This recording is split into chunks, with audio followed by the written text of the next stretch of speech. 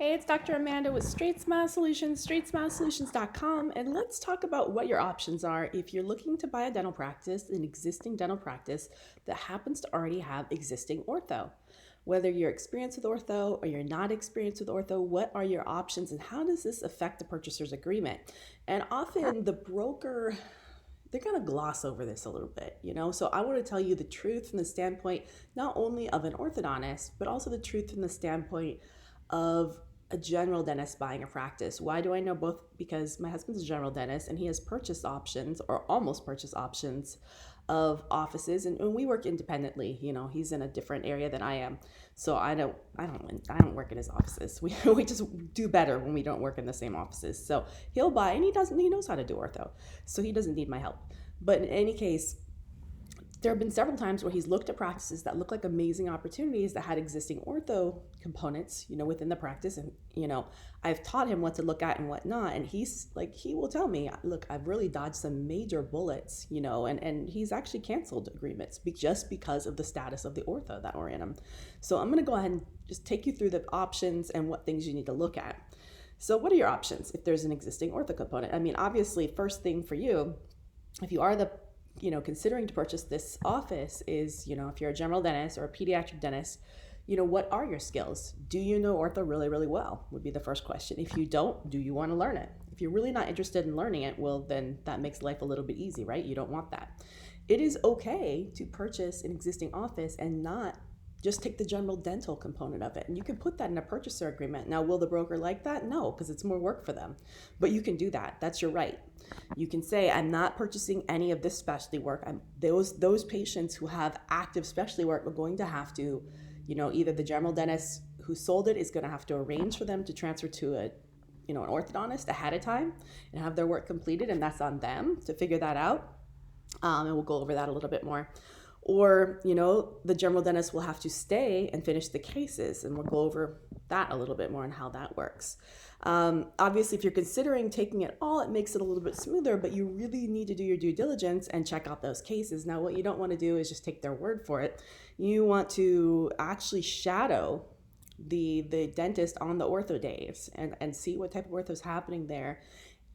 Or you can actually require the dentist to take progress records, but it's going to take a few months to do that on every single ortho patient. You get a list of the ortho patients, require progress records and initial records on every patient. So you can, in your off time, you review the cases, review the notes. If you do not know ortho backwards and forwards, you really need to work with an orthodontist. There's orthodontists like me who will come in and help you with this part of it. You could be hired for that, or you might have a friend who's an orthodontist who can sit down with you on a Saturday and go through these. But it's time consuming and it's tedious. But I can tell you have to look at every single case. You can't just spot check because there's a lot of bombs that could be hidden in there. And all it takes is one bomb, and then that's going to be a very expensive mistake. So you got to really check every little thing out. So we kind of went over that. So there's just so many variables you need to consider, and I know this is going to get a little bit overwhelming.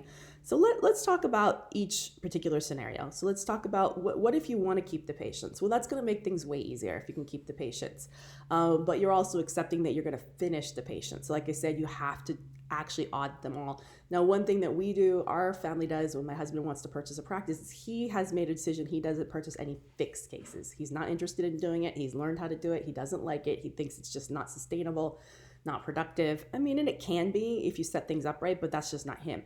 So if there's fixed cases, those have to be transferred out for him ahead of time. And it's not him that's going to be dealing with it before he even closes on the practice. They have to, it has to be that they're going to arrange for the patient to be transferred to an orthodontist, and it is the cost of the seller to make sure that has been, finished, and they're not going to even start, finish, or I can't even think of the right words, and someone who's done this would know this better than me. But, if this isn't done, then what can happen is that it can actually take away from the price of the practice. So, for example, if there's 25 fixed cases that we're going for $5,000 each, if needed, that can be subtracted from the value of the practice. So, I mean, there's things like that can happen. So then it's not the new doctor who's buying it that is going to negotiate this. It's the old doctor on his letterhead in his name that has to negotiate transferring them to another orthodontist. That's usually the best way, even though the seller is going to have to lose money on that. but that's on him and his goodwill to figure this out. That way the patients are not mad at the new doctor, you know what I mean? Because they're getting taken care of by an orthodontist and orthodontist office. Now, what happens if the seller says, oh, I'll just come one day a month and finish the cases up? Well, that's a really great goodwill thing, and I love that idea. And in theory, that works well, but it never does work well. And again, I've been on the flip side where I've been told to come in one day a week, or even my husband has left an office as an associate or an owner where he had to finish the cases up, and he wanted to have the goodwill, but he can't be there 5 days a week. He can only give them maybe a half day a month or one day a month because he's working someplace else. And yeah, sure, he tries to be as flexible as possible and have evening and weekend hours, but there's always half dozen patients who can't come in on that day and they're unsatisfied. And now what happens, right? So again, this has to be negotiated ahead of time. So I know I'm making this incredibly complicated, but these are all things you have to think about. And then you got to think about the staff. Is your staff trained? Do they know how to handle this? Who's going to invest in training the staff? So in any case, hopefully I didn't overwhelm you with all that. So many things to think about. If you took anything away from this, it's just, proceed with caution if you're buying an existing case that has ortho, especially if you're not qualified to do it. It's better to have that solved ahead of time unless you're very confident you can do it. If you think you can do it, you need to audit every single case. And I can tell you that the brokers and the sellers are not going to like this. So, but you do, because it can be an extremely expensive mistake and a liability if you have cases that weren't done right. Now, again, for us, what are we comfortable with? Well, we are cool. If all the cases are Invisalign comprehensive, in general, we're fine with it, unless there's all extraction cases or something, because we feel pretty confident with a 5-year that we can finish the cases. Now, if there's a bunch of GOs and lights and expresses, then that's a huge red flag for us, because we know that we're going to have to spend a lot more money to finish these cases potentially. Also, things to keep in mind: who's purchasing the retainers? How does that work? What's their warranty program? Is this going to be a liability for us later where we're spending more money than we're making? So, all right, tons of things to keep into account. So basically what I wanted to get at is that if you don't know what you're doing, have an orthodontist to help you out, to help you sort through this, make sure you're making a good decision, holding your hand, making sure you're not stepping in anything. If you don't have a really good friend that's an orthodontist, there are plenty of us out there who would be glad to help you out for a small fee.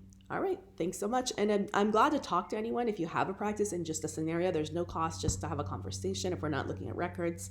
You can go to Straightsmile Solutions, click on contact, and schedule a free session. I'm glad to talk to you about your opportunity confidentially. All right, thanks so much.